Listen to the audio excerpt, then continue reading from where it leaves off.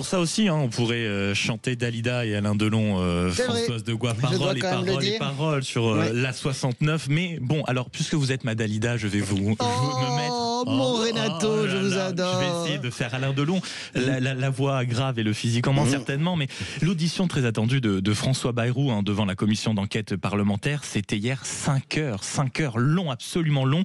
C'était parole contre parole. Et ce matin, vous dites finalement une audition qui, au fond, laisse un goût amer. Oui, Maxime, parce que d'abord, la tonalité était extrêmement agressive entre François Bayrou et l'un des rapporteurs, le député LFI, Paul Vannier.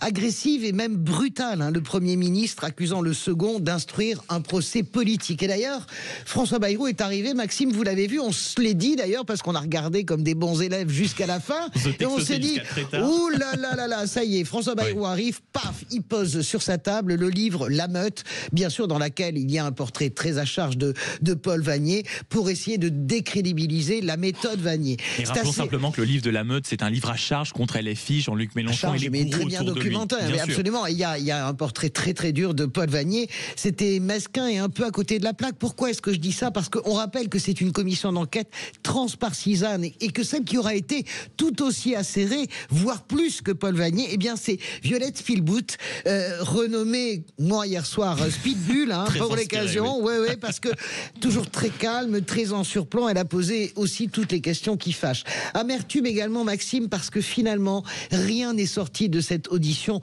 hormis une vérité, c'est parole contre parole. En clair, les témoignages du juge Mirande et des 2 gendarmes enquêteurs qui affirment qu'il y a eu intervention de François Bayrou dans cette affaire. Ça, c'est la version des gendarmes contre François Bayrou qui dit, eh bien non, document à l'appui, agenda à l'appui, très minutieusement, eh bien non, je ne suis jamais intervenu. Amer enfin parce que l'un des moments les plus moches, et j'ose le dire, Maxime, aura été les 30 minutes que François Bayrou a passé à littéralement taper sur Françoise Schulung, la professeure lanceuse d'alerte, qu'il avait alertée d'abord verbalement et puis par courrier sur la situation de Betaram.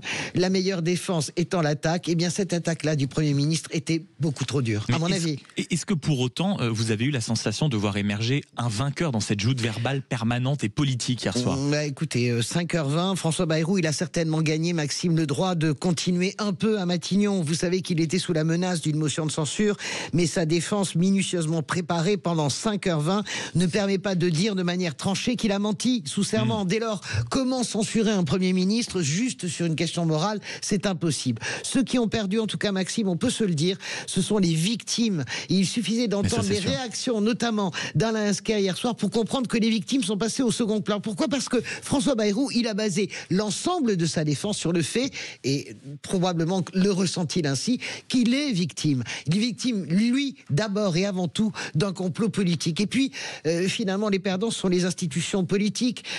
Comment est-ce que vous voulez garder la foi dans des institutions lorsque vous avez une telle bagarre pendant 5 heures entre le Premier ministre de la France, évidemment, et des députés? On a en fait un Premier ministre qui a cumulé toutes les fonctions pendant 40 ans, qui a régné sans partage sur ce territoire palois et qui continue de régner et qui nous a dit « je ne savais rien, je n'ai rien vu, je n'ai rien entendu ». L'autre aspect fascinant aussi de cet affrontement politique, ça a été le gouffre générationnel. On n'a pas arrêté d'en parler avant le début de cette émission. C'était spectaculaire. Spectaculaire parce qu'on a ce passage lunaire où Paul Vannier rappelle à François Bayrou en 2002 pendant la campagne la gifle qu'il donne à un enfant qui essaie de lui faire les poches, à un gamin, et François Bayrou qui dit c'était une tape de nature paternelle. Et là, on est parti. Même les médias d'avoir ajouté du bruit à la claque. C'était une défense presque hors norme. C'était une défense hors norme. On a surtout vu que claque ou pas claque, est-ce qu'on élève les enfants en les claquant? Mais surtout, on a vu qu'on était totalement à côté de la plaque, y compris de la part de Paul Vannier, parce que là, on ne parle pas de simple claque à Betaram.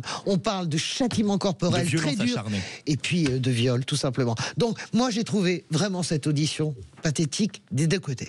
Parlez vrai avec Françoise de Gois, merci, et on vous retrouve tout à l'heure avec Elisabeth Lévy. Et cette question justement du gouffre générationnel, la claque parents, pas parents, vous allez l'entendre tout à l'heure, les échanges étaient extraordinaires et on va en discuter. Mais dans un instant, c'est vous que je veux entendre. 0826 300 au standard. Vous avez entendu l'édito de Françoise de Gois, vous avez entendu tout à l'heure cette question de la 69. Est-ce que c'est un chantier d'utilité publique? Vous voulez réagir, vous voulez commenter l'actualité en même temps que vous prenez votre café ou que vous êtes sur la route pour aller au travail? Vous êtes sur la bonne radio, 7h53 sur Sud Radio. À tout de suite.